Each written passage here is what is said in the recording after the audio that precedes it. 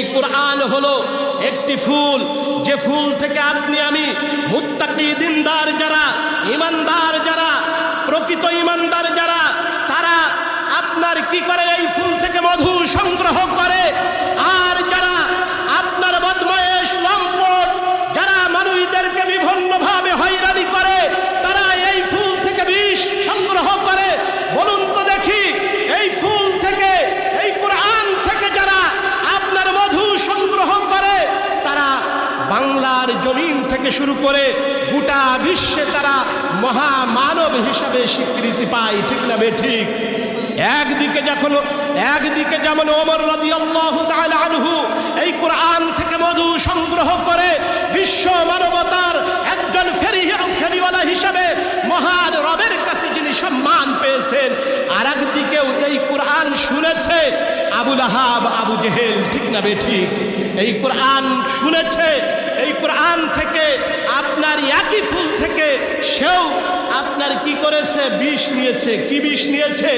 যে বিষ আমার রাসূলুল্লাহ সাল্লাল্লাহু আলাইহি ওয়াসাল্লামকে কষ্ট দিয়েছে, ঠিক না বেঠিক? আবু লাহাব আমার রাসূলকে কি সদরে গ্রহণ করেছিল? আমার প্রাণ প্রিয় রাসূল যখন চাচা আবু লাহাবের কাছে যে দিনের দাওয়াত দিলেন, তখন চাচা আবু জেহেল আমার রাসূলের মুখে পাথর ছুঁড়ে মেরলেন। এই পাথর ছুঁড়ে মারার কারণে আমার রাসূলুল্লাহ সাল্লাল্লাহু আলাইহি ওয়াসাল্লামের সমস্ত মুখমণ্ডল রক্তে রঙিন হয়ে গিয়েছিল। ও আমার কলিজার টুকরা ভাইরা, তাহলে আপনাকে আমাকে বুঝতে হবে যে একই কোরআন, একই ফুল থেকে যেমন ওমর মহামানবে আখ্যায়িত হয়েছিল, ওই একই ফুল থেকে আবু লাহাব, আবু জেহেল তৈরি হয়েছে, ঠিক না বেঠিক? এ কারণে কোরআন যারা মানবে, কোরআন অনুযায়ী যারা আমল করবে, এই কোরআনের ফুল থেকে তারা শুধু মধু সংগ্রহ করবে, ঠিক না বেঠিক? আর যারা কোরআন মানবে না, যারা কোরআনের বিরোধিতা করবে, তারা ওই আবু লাহাব, আবু জেহেলের মতো তারা বিষ সংগ্রহ করবে, ঠিক না বেঠিক? প্রভুর শরণে হৃদয় গাড়ো, সেজদায় নত হও,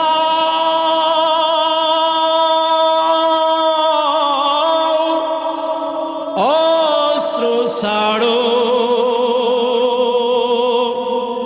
প্রভুর শরণে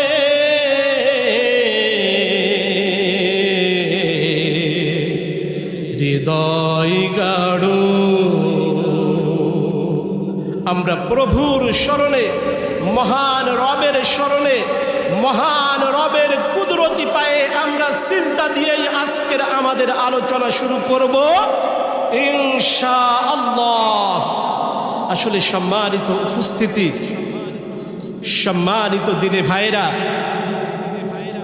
আমাদের সামনে আজকের একটি কিতাব আছে।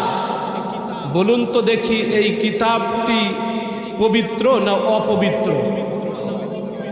তাহলে পবিত্র কিতাব কখনোই অপবিত্র মানুষের সাথে সম্পর্ক করতে পারে? যারা চোর, ডাকাত, লম্পট, বদমায়েশ, তাদের সাথে কোরআন সম্পর্ক করতে পারে না। যদি তাদের সাথে কোরআন সম্পর্ক করতে পারত, তাহলে এই কোরআন কখনোই পবিত্র হতে পারত না, ঠিক না বেঠিক? ও আমার কলিজার টুকরা ভাইরা, এ কারণেই আপনাদের সকলের উদ্দেশ্যে বলবো একটি কথা, সেটি হলো কোরআন যেমন পবিত্র, আপনি আমি সকলেই হব পবিত্র, ঠিক না বেঠিক? আজকের এই আলোচনা থেকে আমরা এই কোরআনের সাথে সম্পর্ক করতে চাই পবিত্রতার কারণে, ঠিক না বেঠিক? এই কারণেই যারা চোর, ডাকাত, লম্পট, বদমায়েশ, তাদেরকে সাবধান করে বলে দিতে চাই যে এই কোরআন কোনো অপবিত্র মানুষের সাথে সম্পর্ক করতে চাই না। এই কারণেই মহান আল্লাহ তাআলা তিনার পবিত্র কালামে পাকে সূরাতুল বনী ইসরাঈলের ৮ নম্বর পৃষ্ঠার মাঝামাঝি জায়গায় আমাদেরকে সাবধান করে বলে দিয়েছেন যে ওয়া কুরআনাল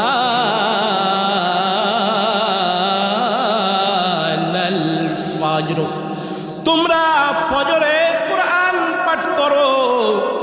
ইন্না কুরআনাল ফাজরি কানা মাশহুদা, কেননা এই কুরআন কিয়ামতের ভয়াবহ আযাবের দিনে আপনি আমি যখন জাহান্নামে যাওয়ার জন্য প্রস্তুতি গ্রহণ করব, তখন আপনাকে আমাকে এই কুরআন সাক্ষ্য দিয়ে মহান আল্লাহ তাআলার জান্নাতে নিয়ে যাইবে। সুবহানাল্লাহ বলে। ও আমার কলিজার টুকরা ভাইরা, আসলে আমরা কুরআন শুনবো কেন? কুরআনের এই মজমা কেন আমরা করব? আসলে কুরআন শুনলে আমাদের লাভ হবে না ক্ষতি হবে? কুরআন যদি আমরা শুনি এবং কুরআন মেনে যদি আমরা জীবন পরিচালনা করি, তাহলে আমার আল্লাহ তাআলা ওই সমস্ত ব্যক্তিদেরকে ডাক দিয়ে বলছেন যে তোমরা যদি কুরআন শোনো, কুরআন মানো, কুরআন পড়ো এবং কুরআন অনুযায়ী নিজেদের জীবন পরিচালনা করো, তাহলে তোমাদের জন্য 6টি লাভ আছে। কয়টি লাভ আছে? 6টি লাভ আছে। কি কারণে আমরা কোরআন শুনবো এই মজমা আকারে? কি কারণে আমরা এই তাফসীরুল কোরআন মাহফিল শুনবো? মহান আল্লাহ তাআলা তিনার পবিত্র কালামে পাকের সূরাতুল বাকারার প্রথম দিকে আল্লাহ তাআলা আপনার আমার জন্য হিদায়াতের জন্য মহান আল্লাহ তাআলা তার আয়াত রেকর্ড করে দিয়েছেন যে আউযু বিল্লাহি মিনাশ শাইতানির রাজীম, বিসমিল্লাহির রহমানির রহিম, যালিকাল কিতাবু লা রাইবা ফীহি হুদাল লিল মুত্তাকিন।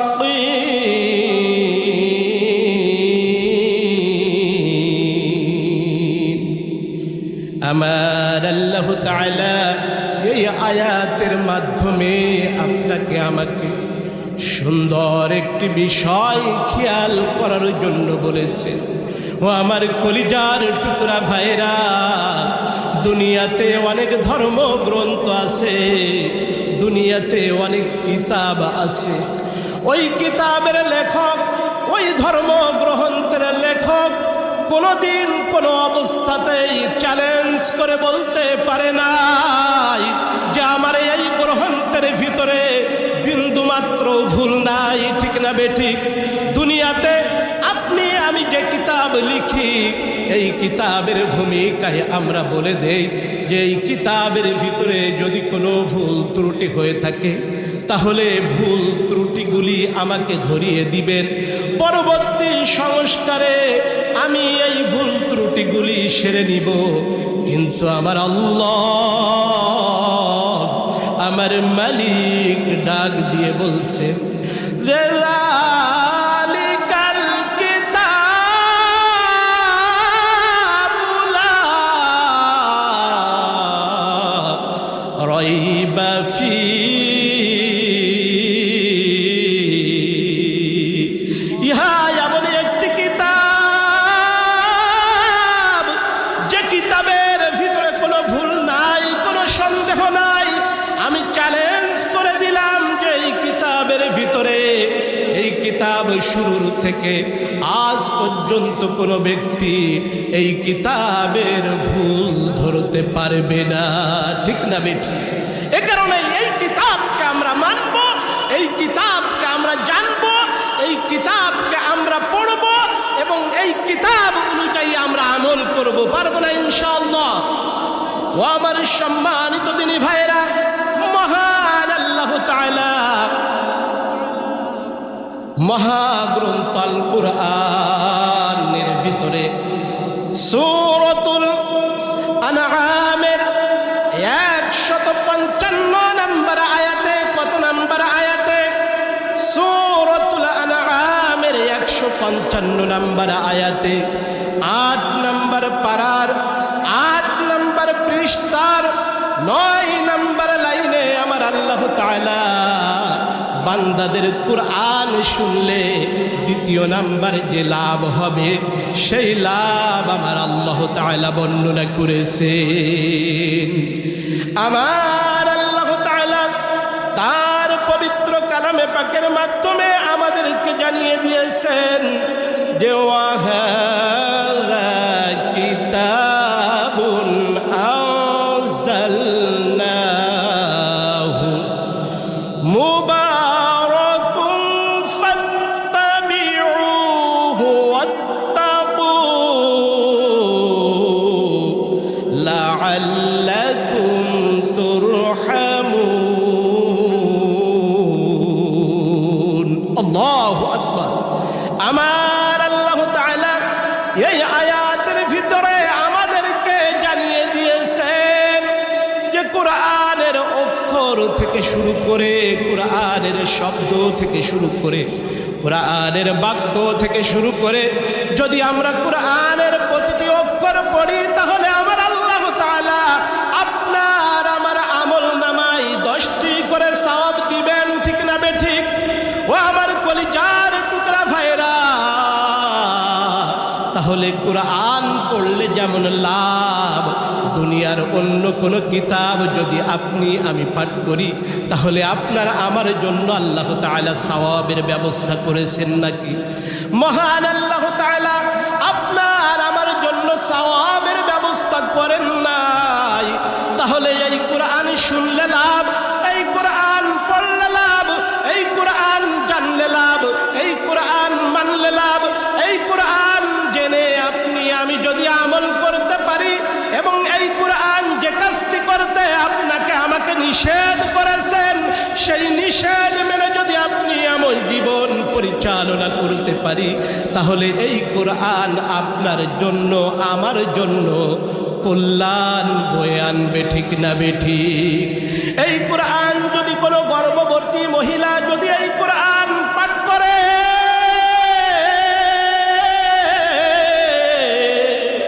তাহলে ওই মহিলার প্রসব যন্ত্রণা আল্লাহ তাআলা কমিয়ে দেন।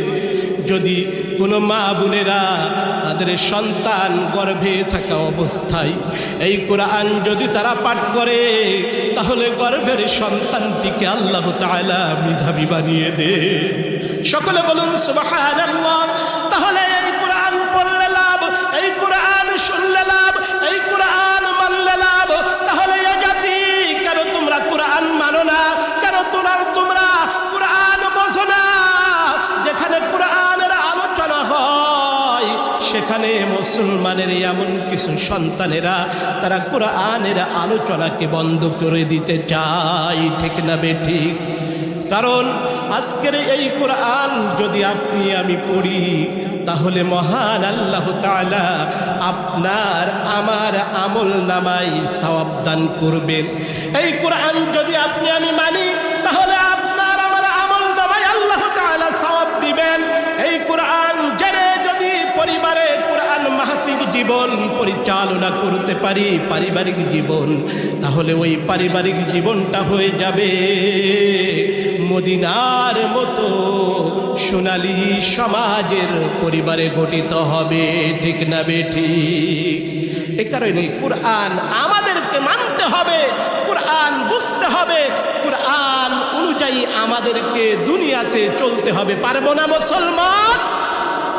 অবশ্যই আমাদেরকে পারতে হবে। 3 নাম্বার যে বিষয়টি সেটি হলো কুরআন মানলে কি লাভ, কুরআন মেনে জীবন পরিচালনা করলে কি লাভ। সে লাভের কথা মহান আল্লাহ তাআলা তার পবিত্র কালামে পাকের সূরাতুল বনী ইসরাঈলের 9 নম্বর পৃষ্ঠাতেই ঘোষণা করেছেন যে ওয়ানুনাজ্জিলু মিনাল কুরআনি মা হুয়া শিফাউ ওয়া রাহমাতুল লিল মুমিনিন। যারা এই কোরআন মানবে এবং এই কোরআনের আইন অনুযায়ী যারা সমাজে বাস্তবায়ন করবে, যদি কোনো ব্যক্তি চুরি করে তাহলে ওই চোরকে হাত কেটে দিতে হবে। এটি কার আইন? এটি কোরআনের আইন।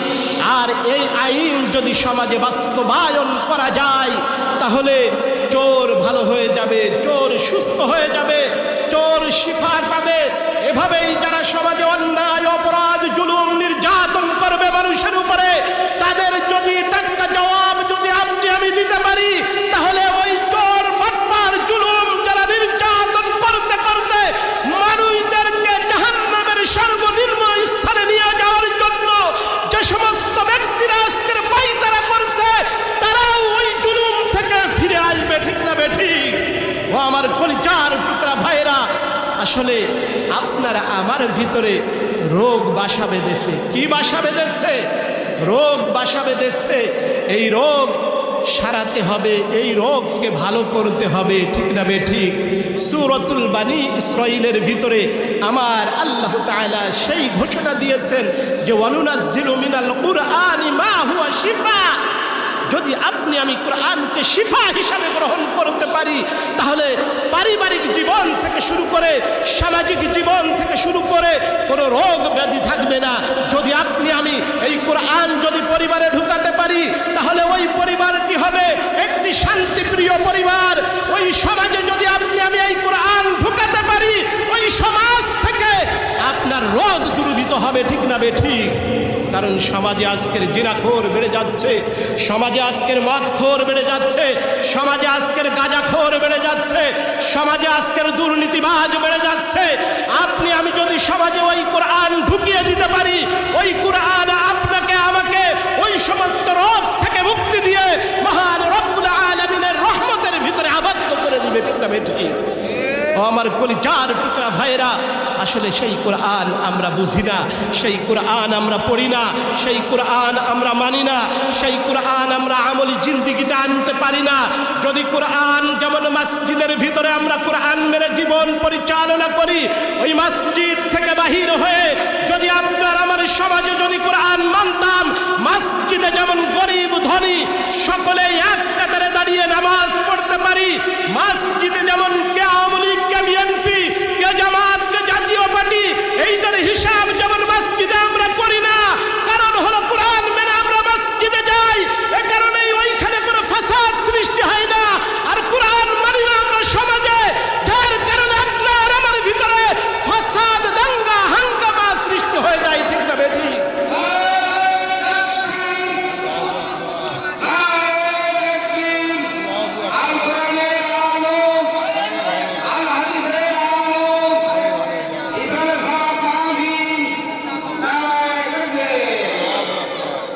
সম্মানিত উপস্থিতি, আসলে কোরআন আমাদের প্রতিটি ক্ষেত্রে মানা লাগবে কি লাগবে না? কোরআন শুধু মসজিদে মানলে চলবে না? পারিবারিক জীবন থেকে শুরু করে সামাজিক জীবন থেকে শুরু করে জাতীয় জীবন থেকে শুরু করে জীবনের প্রত্যেকটি জায়গায় আপনাকে আমাকে অবশ্যই কোরআন মানতে হবে। কারণ এই কথা কে বলেছেন?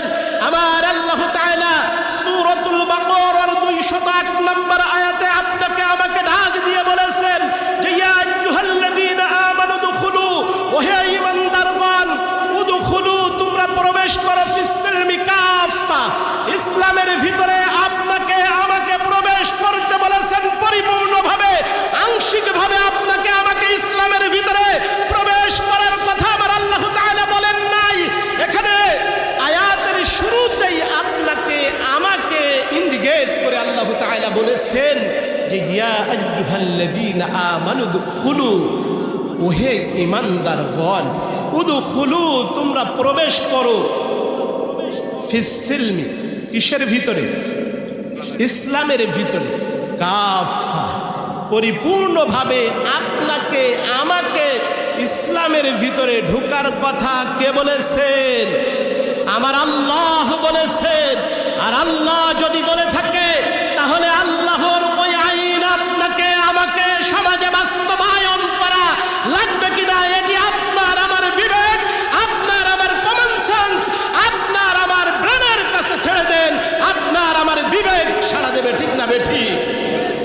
কলিজার টুকরা ভাইরা, আসলে কোরআন মানি শুধু আমরা মসজিদে, কোরআন মানি শুধু আমরা মাদ্রাসায়, কোরআন আমাদেরকে মানতে হবে আল্লাহ তাআলার এই জমিনে সঠিকভাবে, ঠিক না বেঠিক?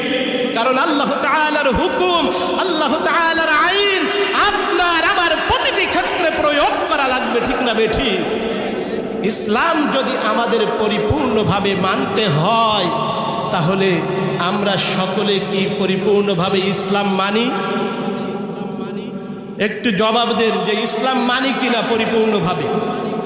আপনার আমার পারিবারিক জীবন থেকে শুরু করে, সামাজিক জীবন থেকে শুরু করে, জাতীয় জীবন থেকে শুরু করে, জীবনের প্রত্যেকটি ক্ষেত্রে আপনি আমি পরিপূর্ণ ইসলাম মানি না।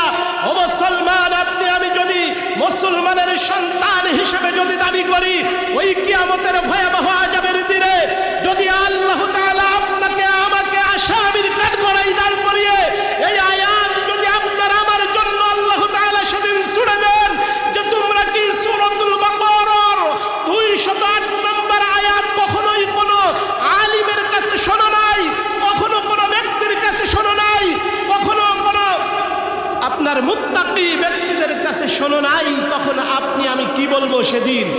শুনি নাই এ কথা বললে চলবে? আসলে শুনি নাই যদি আপনি আমি বলি, তাহলে আপনার আমার ঘাড়ে দুইজন ফেরেশতা আছে না? আপনি আমি বাড়ির থেকে বাহির হয়ে কি করছি তার হিসাবও আপনার আমার এই কাঁধের দুইজন ফেরেশতা কোনোভাবেই কিঞ্চিত পরিমাণেও আপনি যে কাজটি করবেন সেই কাজটি লিপিবদ্ধ করে রাখবেন, ঠিক না বেঠিক? আর এই লিপিবদ্ধ করার কারণে আপনি আমি যত বড়ই নেতা হই না কেন, আপনি আমি যত বড়ই বুজুর্গ ব্যক্তি হই না কেন, ওই দিন যদি আল্লাহ তাআলার সামনে দাঁড়িয়ে আপনি আমি যদি মিথ্যা কথা বলি, তাহলে আপনাকে আমাকে ওই দিন দাঁড় করিয়ে বলবে যে অমুক মুফাসসির তুমি তো এই কথা বলছো, কিন্তু দুনিয়াতে তোমার সমস্ত কার্যকলাপ ছিল ওই আয়াতের বিরোধী, ওই আয়াতের কর্মকাণ্ডের বিরোধী। কিভাবে তুমি সত্য কথা আজকের বলছো? আপনি আমি সেদিন রেহাই পাবো? আপনি আমি সেদিন রেহাই পাবো না। এ কারণেই আপনার আমরা দুনিয়াতে ফুল আছে না, বিভিন্ন ফুল ফোটে না আমাদের বিভিন্ন গাছে, এই ফুল থেকে মৌমাছি নাই মধু, কি নাই? মধু। আর ওই একই ফুল থেকে মাকড়সা নাই বিষ, কি নাই? মাকড়সা নাই বিষ, আর মৌমাছি নাই কি? মধু। তাহলে দেখেন ফুল কিন্তু একটাই, ওই ফুল থেকে মধু সংগ্রহ করে আপনার মৌমাছি, আর মাকড়সা আপনার কি সংগ্রহ করে? বিষ সংগ্রহ করে। ঠিক এই কোরআন হলো একটি ফুল, যে ফুল থেকে আপনি আমি মুত্তাকি দিনদার যারা, ইমানদার যারা, প্রকৃত ইমানদার যারা, তারা আপনার কি করে? এই ফুল থেকে মধু সংগ্রহ করে। আর যারা আপনার বদমায়েশ লম্পট, যারা মানুষদেরকে বিভিন্নভাবে হয়রানি করে, তারা এই ফুল থেকে বিষ সংগ্রহ করে। বলুন তো দেখি, এই ফুল থেকে, এই কোরআন থেকে যারা আপনার মধু সংগ্রহ করে, তারা বাংলার জমিন থেকে শুরু করে গোটা বিশ্বে তারা মহামানব হিসাবে স্বীকৃতি পায়, ঠিক না বেঠিক? একদিকে যেমন ওমর রাদিয়াল্লাহু তাআলা আনহু এই কোরআন থেকে মধু সংগ্রহ করে বিশ্ব মানবতার একজন ফেরিওয়ালা হিসাবে মহান রবের কাছে যিনি সম্মান পেয়েছেন, আর একদিকেও এই কোরআন শুনেছে আবু লাহাব, আবু জেহেল, ঠিক না বেঠিক? এই কোরআন শুনেছে, এই কোরআন থেকে আপনার একই ফুল থেকে সেও আপনার কি করেছে? বিষ নিয়েছে। কি বিষ নিয়েছে? যে বিষ আমার রাসূলুল্লাহ সাল্লাল্লাহু আলাইহি ওয়াসাল্লামকে কষ্ট দিয়েছে, ঠিক না বেঠিক? আবু লাহাব আমার রাসূলকে কি সদরে গ্রহণ করেছিল? আমার প্রাণ প্রিয় রাসূল যখন চাচা আবু লাহাবের কাছে যে দিনের দাওয়াত দিলেন, তখন চাচা আবু জেহেল আমার রাসূলের মুখে পাথর ছুঁড়ে মারলেন। এই পাথর ছুঁড়ে মারার কারণে আমার রাসূলুল্লাহ সাল্লাল্লাহু আলাইহি ওয়াসাল্লামের সমস্ত মুখমণ্ডল রক্তে রঙ্গিত হয়ে গিয়েছিল।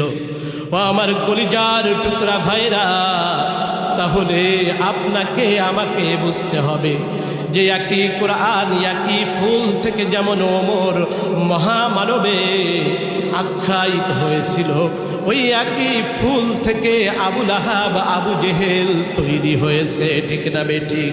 এ কারণে কোরআন যারা মানবে, কোরআন অনুযায়ী যারা আমল করবে, এই কোরআনের ফুল থেকে তারা শুধু মধু সংগ্রহ করবে, ঠিক না বেঠিক? আর যারা কোরআন মানবে না, যারা কোরআনের বিরোধিতা করবে, তারা ওই আবু লাহাব আবু জাহেলের মতো তারা বিষ সংগ্রহ করবে, ঠিক না বেঠিক? ও আমার কলিজার টুকরা ভাইরা, তাহলে আজকে আপনাকে আমাকে বুঝতে হবে যে কোরআন আপনাকে আমাকে মানতে হবে, কোরআন অনুযায়ী আপনার আমার জীবন পরিচালনা করতে হবে। তাহলে আমরা কোরআন মানতে রাজি আছি তো ইনশাআল্লাহ? কারণ কোরআন কেন আমরা মানব? আমার আল্লাহ তাআলা তার পবিত্র কালামে পাকে আপনাকে আমাকে ডাক দিয়ে, আমার প্রাণ প্রিয় রাসূলকে ডাক দিয়ে এই আয়াত আমার রাসূলের উপরে অবতীর্ণ করেছেন যে ইয়া আইয়ুহার রাসূল বাল্লিগ মা উনজিলা ইলাইকা মির রাব্বিক ওয়া ইল্লাম তাফআল ফামা বাল্লাগতা রিসালাতাহু ওয়াল্লাহু ইয়াসিমুকা মিনান নাস। আল্লাহু আকবার। আমার আল্লাহ তাআলা এই আয়াতকে উদ্দেশ্য করে আমার রাসূলকে ডাক দিয়ে বলেছেন, ইয়া আইয়ুহার রাসূল, হে আল্লাহর রাসূল, বাল্লিগ মা উনজিলা ইলাইকা মির রাব্বিক, তোমার রবের পক্ষ হইতে তোমার উপরে যাহা নাজিল করা হয়েছে তাহা মানব মণ্ডলীর কাছে পৌঁছায়া দাও। ওয়া ইল্লাম তাফআল ফামা বাল্লাগতা রিসালাতাহু, এই রিসালাতের দায়িত্ব তোমার উপরে দেওয়া হয়েছে। এই রিসালাতের দায়িত্ব পালন করতে যে যদি মানব মণ্ডলী থেকে তোমার উপরে কোনো বাধা বিপত্তি আসে, তাহলে আমি আল্লাহ তোমাকে রক্ষা করব। আমার আল্লাহ তাআলা আমার রাসূলের জন্য নিজেই ওয়াদাবদ্ধ হয়েছেন। তাহলে রাসূল দ্বীনের দাওয়াত দিতে যে ভয় পাবে না ভয় পাবে না? ও আমার কলিজার টুকরা ভাইরা, এই আয়াতের ভিতরে আল্লাহ তাআলা রেকর্ড করে দিয়েছেন যে ইয়া আইয়ুহার রাসূল, হে আল্লাহর রাসূল, বাল্লিগ মা উনজিলা ইলাইকা মির রাব্বিক, তোমার রবের পক্ষ হইতে তোমার উপরে যাহা নাজিল করা হয়েছে, যাহা অবতীর্ণ করা হয়েছে, তাহা মানব মণ্ডলীর কাছে প্রচার করো। আর প্রচার করতে যে যদি তোমার উপরে কোনো বাধা বিপত্তি আসে, তাহলে আমি আল্লাহ তোমাকে রক্ষা করব। সুবহানাল্লাহ। তাহলে আমার রাসূল কোনো অবস্থাতেই দ্বীনের দাওয়াত দেওয়া থেকে বিরত থাকবেন? কোনোভাবেই বিরত থাকবেন না। এই কারণেই ইসলামী কবিতার ভিতরে সুন্দর করে বলেছেন, এখে না দিন প্রচারের কাজে নিজেকে দিয়ে সবিলিয়ে, খে না দিন প্রচারের কাজে নিজেকে দিয়ে সবিলিয়ে, তায়েফের কাফেরেরা চিনল না সে আলো, দুষ্ট ছেলেদের পিছু দিলে লেলিয়ে, তায়েফের কাফেরেরা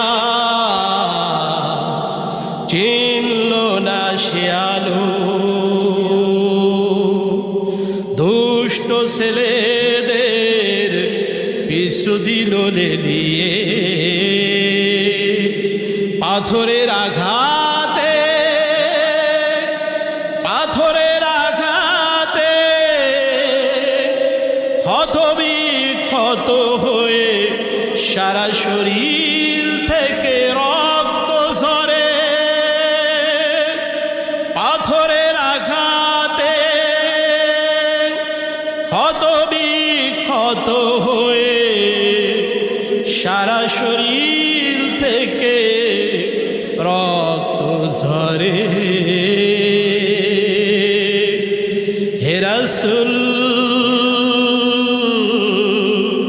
তোমাকে ভুলি আমি কেমন করে, হে রাসূল তোমাকে ভুলি আমি কেমন করে। ওই তায়েফের ময়দানে আমার রাসূল দিনের দাওয়াত দিতে গিয়েছিল, কিন্তু তায়েফের কাফেরেরা আমার রাসূলকে চেনে নাই, আমার প্রাণ প্রিয় হাবিবকে চেনে নাই। ওই তায়েফের কাফিরদের নেতারা আমার রাসূলকে পাগল বানিয়ে তায়েফের যুবক ছেলেদেরকে লেলিয়ে দিয়েছিল।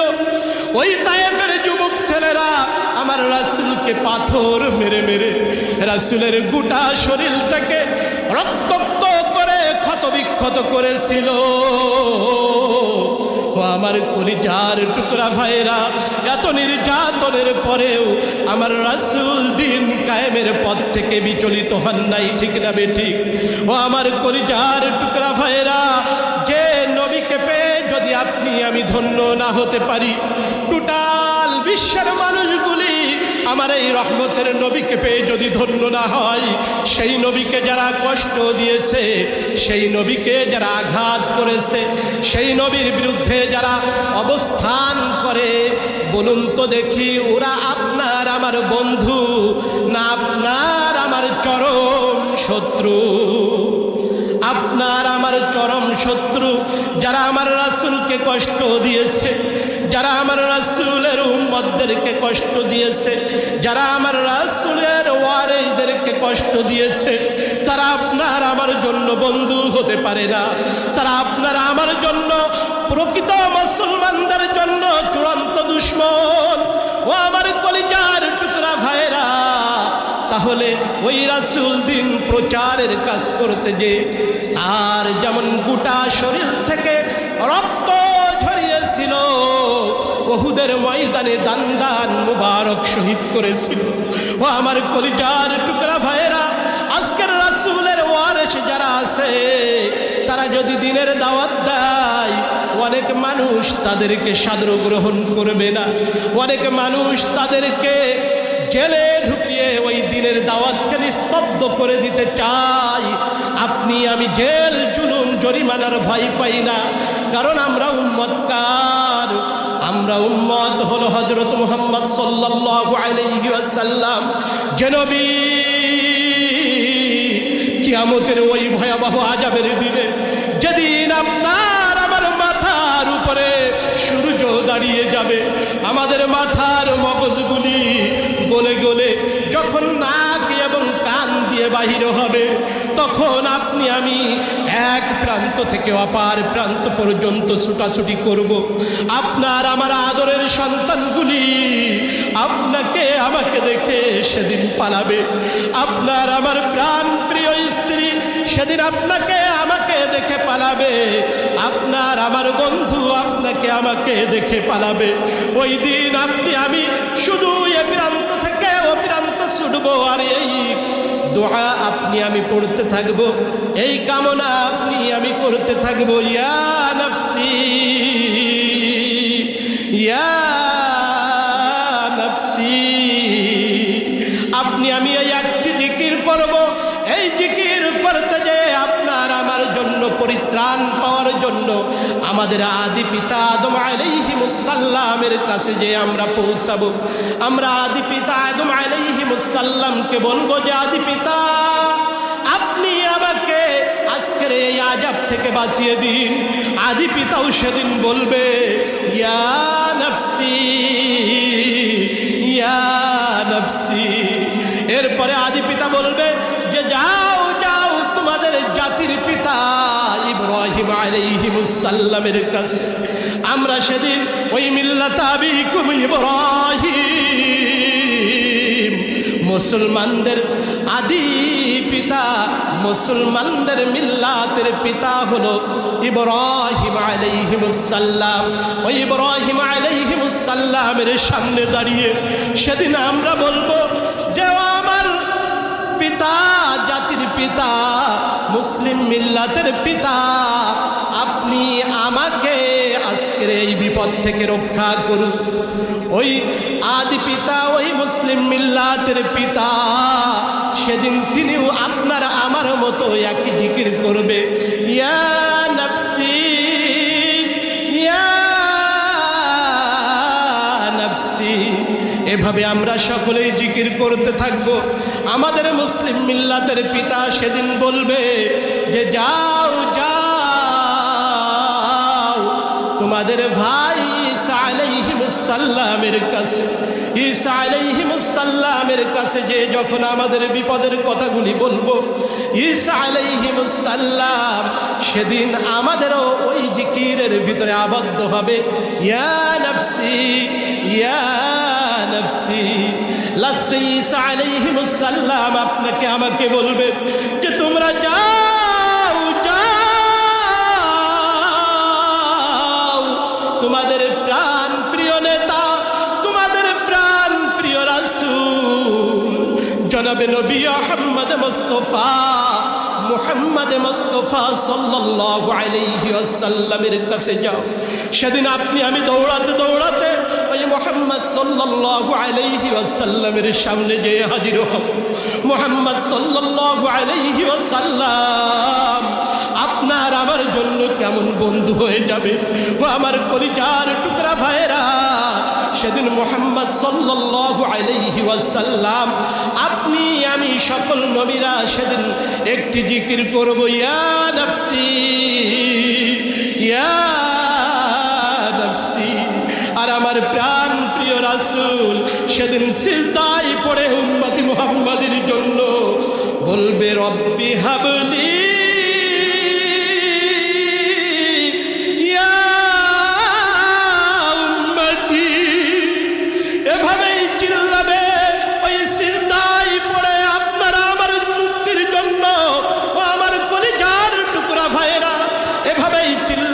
চিল্লাতে আমার রাসূল একটি সময় বেহুশ হয়ে যাবে।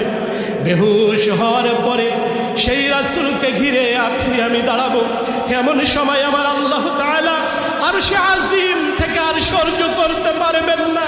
তিনি জিবরাইল আলাইহিস সালামকে পাঠিয়ে দিবেন যে যাও যাও জিবরাইল, আমার বন্ধুকে যে সালাম জানিয়ে দাও যে তোমার গুনাহগার উম্মতদেরকে আমি মাফ করে দিলাম।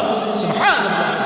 তাহলে সেই গুনাহগার উম্মতদেরকে যদি আল্লাহ তাআলার কাছে দরখাস্ত করে এভাবেই যদি মাফ করার মতো সুযোগ আপনাকে আমাকে করে দেন, তাহলে সেই রাসূলকে আমরা নেতা হিসাবে মানব না অন্য কোনো ব্যক্তিকে আমরা নেতা হিসাবে মানব? আমার কলিজার টুকরা ভাইয়েরা, আসলে আমরা আইয়ুব খানের শাসন দেখেছি, বঙ্গবন্ধুর ভাষণ দেখেছি, জিয়া কেটেছে খাল, ইরশাদ কাতার নানান তাল। আমরা কোনো অবস্থাতেই এই নানান তালের ভিতরে আর থাকতে চাই না। এবার আমরা আল কোরআনের বাংলাদেশ দেখতে চাই। কে কে আল কোরআনের বাংলাদেশ দেখতে চান? দুহাত উঁচু করে মহান আল্লাহ তাআলাকে দেখিয়ে দেন।